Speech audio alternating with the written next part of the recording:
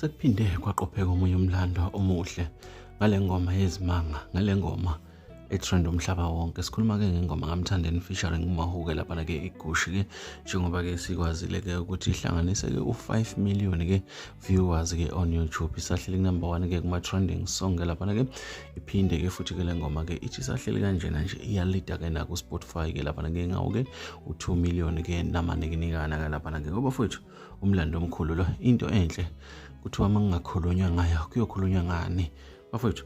Ake ngiqale ngibingelela abaqala ukusijoyina kuleli khasi ngithi sanibonani bafowethu, ngakhohlwa ukucandazela usubscribe ke ukuze sithole ezinye indaba ke eshisa ke zinjalo bafowethu.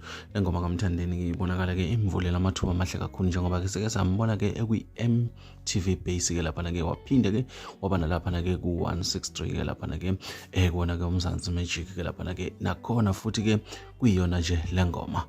Nakho ke manje sishayela ke lapha ke u5 million viewers ke ngamaviki nje amathathu, okumlando omkhulu endimeni kaMaskandi ongakaze wenzeka bafowethu. Abantu abaningi bayincomile, kade baqalile futhi ukuncoma, khona nabanye abasazoncoma. Into enhle iyaqhubeka. Le ngoma ibonakala ke ukuthi yenza umlando ongakaze ube khona endimeni kaMaskandi. Sibonile icogama lihamba ama-interview angakaze athola umculo kaMaskandi, njengamanje yenza izimanga ezingakaze futhi zenzeke endimeni kaMaskandi. Kungenzeka uMaskandi eminyakeni emibili ezayo sizobona sokwelinye izinga usuhlonishwa ngalendlela eyisimanga, ngenxa ke yokuthi ke abantu abaningi bayawulalela. Kuyabonakala ku Spotify, kuyabonakala ku Apple Music, kuyabonakala ku Deezer, kuyabonakala ku YouTube. Lento bafowethu iyawuphakamisa uMaskandi.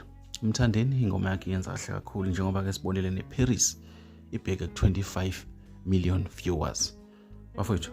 Asike shayela ihlombe ama Red Nation ukuthi enze kahle kakhulu ileso.